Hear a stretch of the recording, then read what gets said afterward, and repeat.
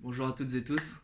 Aujourd'hui, je vais vous faire une petite vidéo pratique assez rapide sur l'utilisation des mudras, notamment pour l'action que commence à prôner de plus en plus ce groupe et Isabelle Padovani. Je pense que c'est nécessaire aujourd'hui parce que la paix a besoin de force. Et aujourd'hui, la force, c'est aussi notamment la force physique, comment s'incarner, etc. Donc pendant les pratiques de yoga et de méditation, je vous propose d'intégrer, d'essayer des mudras, dont des mudras qui sont plus axés vers la tonicité, la force et la présence. Voilà. Ces mudras, je vais les présenter rapidement, je ne vais pas vous donner leur signification ou leurs effets, parce que je pense que c'est plus intéressant que vous les expérimentiez vous-même. Voilà, on va pas plus tarder. Le premier mudra, ça sera ce mudra-là. Le pouce à l'extérieur et les doigts fermés, le poing fermé. Le deuxième mudra, c'est avec le pouce replié. Ensuite, il y aura un autre mudra avec le pouce à l'intérieur.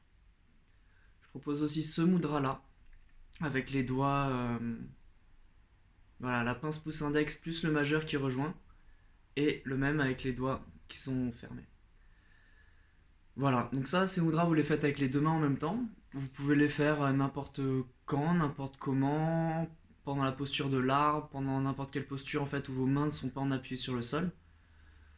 Si vos mains sont en appui sur le sol, avec les mudras des poings, vous pouvez aussi les faire en appui sur les poings.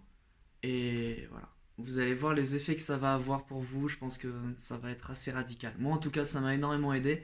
Et je me sens différemment. Notamment, parfois, je marche dans la rue aussi comme ça. C'est pas pareil. Hein. Marcher dans la rue avec les paumes ouvertes ou avec les poings fermés. Donc, évidemment, le symbole, mais aussi la signification énergétique dans le corps, du respect de ses limites. Enfin, voilà. Je vous laisse découvrir tout par vous-même.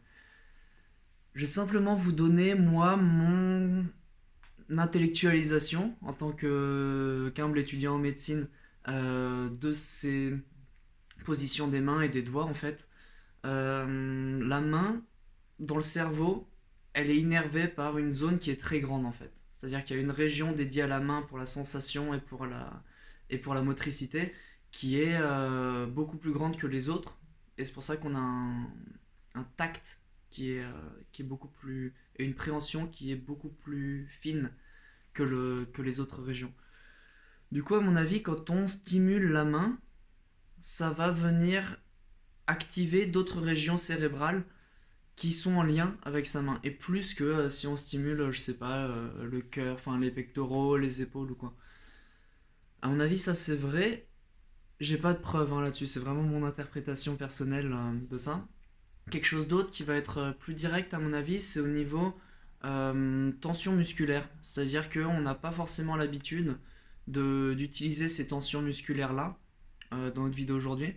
C'est-à-dire que appuyer sur ses doigts, c'est quelque chose qui va utiliser tous les muscles de la main, mais aussi des muscles de l'avant-bras, et ça va venir jouer dans les tensions jusque dans les coudes en fait, voire les épaules. Et tout ça, c'est relié à d'autres lignes de force dans le corps.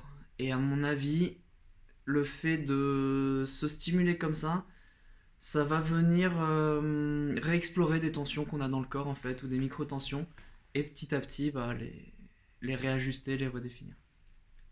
Voilà, ça c'était à peu près ce que je voulais dire aujourd'hui, j'espère que ça va plaire à la communauté, que ça va vous aider surtout, et que vous allez pouvoir utiliser ça dans votre vie quotidienne pour vos pratiques de yoga, de méditation, ou même bah, de temps en temps vous autoriser à être vous-même fort. Voilà.